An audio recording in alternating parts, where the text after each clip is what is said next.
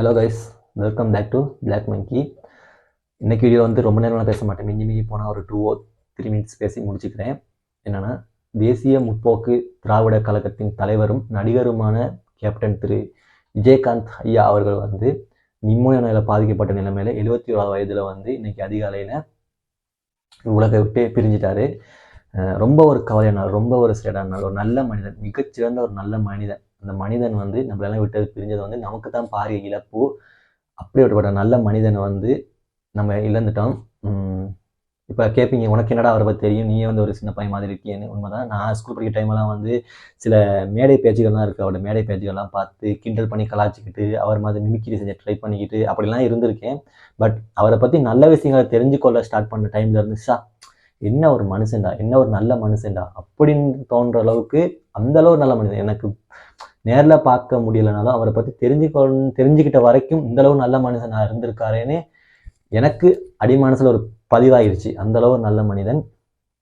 அது மட்டும் இல்லாமல் கஷ்டம்னு தங்கிட்ட மற்ற அவர் சினிமா துறையிலையும் சரி, அரசியல் துறையிலையும் சரி, அவரை பற்றி ஒரு இன்டர்வியூ கொடுக்கும்போது பேசின 100க்கு 100 விதமாக வந்து அவரை பற்றி எல்லாரும் நல்ல விதமாக பேசியிருக்காங்க.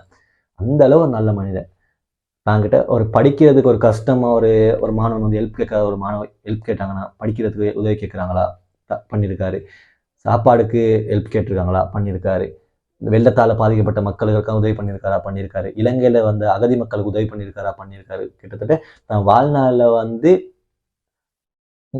முக்காவாசி விஷயத்தை வந்து மக்களுக்காக உதவி பண்ணுறதுக்காக தன் வாழ்நாளை செலவழிச்ச ஒரு நல்ல மனிதன். நேற்று இரவு கூட தமிழ் லைட் அந்த சேனலில் வந்து அந்த ப்ரோ வந்து கிட்டத்தட்ட 37 நிமிஷத்துக்கு ஒரு வீடியோ செஞ்சு போட்டிருந்தாரு. அந்த வீடியோவில் வந்து விஜயகாந்த் என்னும் ஒரு பொக்கிஷம் சொல்லி ஒரு தலைப்பில் வீடியோ போட்டிருந்தாரு. அந்த வீடியோ வந்து சலிக்காமல் 37 நிமிஷம் பார்த்தேன். அந்த நேரத்தில் வந்து அந்த ப்ரோக்கு ஒரு தேங்க்யூ சொல்லிக்கிறேன். அவரை பற்றி ஒரு அழகான வீடியோ கொடுத்ததுக்கு தேங்க்யூ ப்ரோ.